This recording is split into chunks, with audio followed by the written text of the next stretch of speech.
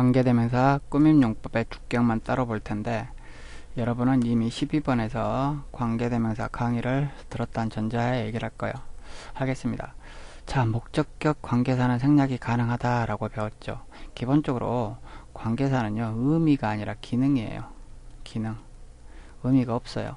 기능이다 보니까 역할을 주어지는 것이죠. 기능이란 말은 역할인데, 혹시라도 자리를 차지하는 것이라서 생략을 해보면 어떨까 하는 마음에, 의미가 없으니까, 의미 있으면 생략하면 안 되겠죠. 의미가 없으니까 혹시 생략을 하더라도 그 기능을, 역할을 유지할 수가 있다면 생략을 할 수가 있겠죠.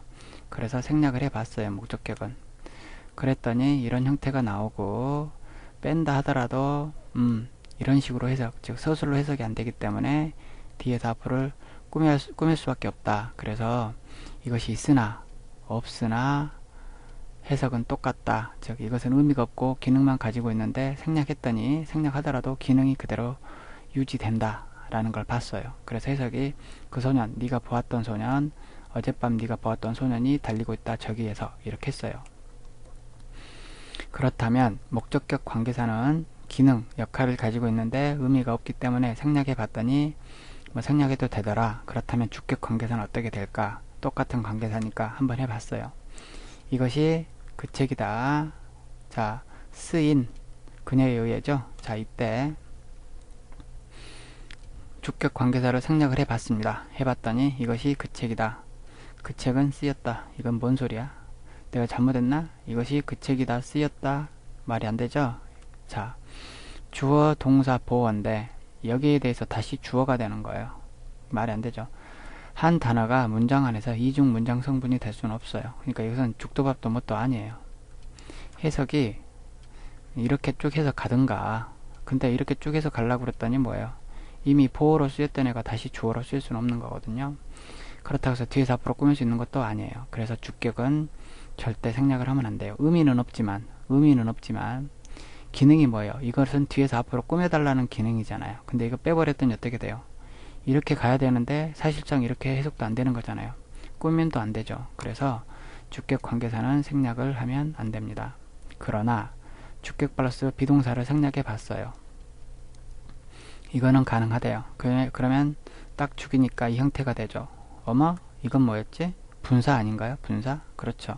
이것은 책이다, 쓰인, 이렇게 된다는 얘기예요. 주격 플러스 비동사는 생략할 수가 있어요. 항상은 아니에요. 생략할 수가 있어요. 그러면 분사랑 똑같아져요. 모양새가. 그러면 주격 플러스 비동사를 생략하면 분사와 같은 형태가 되지만 구분은 하지 마세요. 즉, 이 문장을 봤을 때 이것이 그냥 원래 분사였는지 아니면 주격 플러스 비동사가 생략된 것인지 따지지 마세요. 그런데 만약 문장머리 명사 다음에 동사형과 PP형이 같은 단어가 오면 이것은 동사일까 분사일까 따질 건 따져야 돼요. 자, 이것이 이런 형태가 나왔으면 분사라는 게 확실한데, 혹시 문장머리에 이렇게 나왔어요. 문장머리 명사가 나오고 그 뒤에 어떤 단어가 쓰였는데, 자, 이것이 동사일까 분사일까 구분을 해야 될 때가 있어요. 이것까지는 구분 안 해도 상관없는데, 과연 이것은 어떻게 해석할 것인가 봐야죠. 그러면 이것이 whichs가 빠진 상태로 볼 것인가 아니면 그냥 동사로 볼 것인가. 자, 여기서 이게 가장 어려운 거예요. 해석 중에, 분사 해석 중에. 자, 첫째, 이것을 결정을 해야 돼요. 이것이 동사인가 분사인가 결정을 해야 돼요. make, made 이거죠. make, made 많은 동사가 이런 게 있어요. 자, 첫째, 주어 동사로 만들면 상식적으로 말이 되나? 이걸 동사로 봤다는 얘기죠. 데스크가 만들었다. 말이 돼요? 안 되죠. 또 전체 시제에 맞나? 아직 전체 시제는 알 수가 없으니까 그건 뺍시다. 주어 동사로 만들면 상식적으로 말이 되나? 말이 안 되죠. 동사입니까 아닙니까? 일단 동사 아니에요. 그죠? 두 번째, 자, 혹시라도 일이 가능하다면 어떻게 하면 해석하면 그렇게 이해할 수도 있겠죠. 그죠? 일이 가능하다면 그 동사와 목적어가 있나? 이렇게 동사와 분사가 헷갈리는 모양새가 같은 그런 동사들은 원래가 다 타동사예요. 그러니까 타동사가 있고 과거형이 있겠죠. 예. 이 과거형과 PP가 모양이 같다 뿐이지 과거형 자체는 타동사의 과거이기 때문에 그대로 동사의 그 기능을 유지하는 거예요. 그러면 이게 만약 과거 동사라면 목적어가 있어야 돼요. make 다음에 목적이 있습니까? made 다음에 무엇을 만들었는지 없죠. 그러니까 동사가 아니란 얘기예요. 세 번째, 1과 2로도 판단이 안 돼요. 도대체 난 멍청해서 못하겠어. 그러면 그 뒤에 다른 동사가 오나 보세요.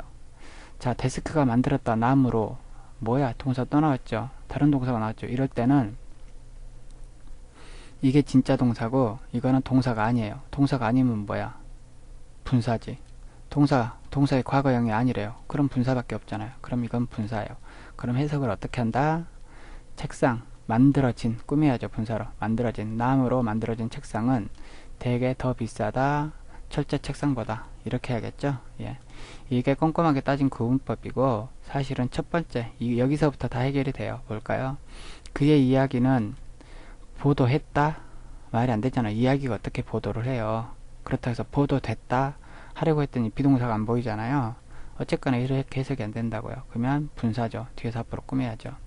이야기, 그의 이야기, 보도된, 신문에 보도된, 그의 이야기는 만들었다. 많은 사람들, 궁금해하는, 어떻게 그가 그 재난에서 탈출했는지 궁금해하는 많은 사람들이 충격 먹도록 만들었다. 이거예요.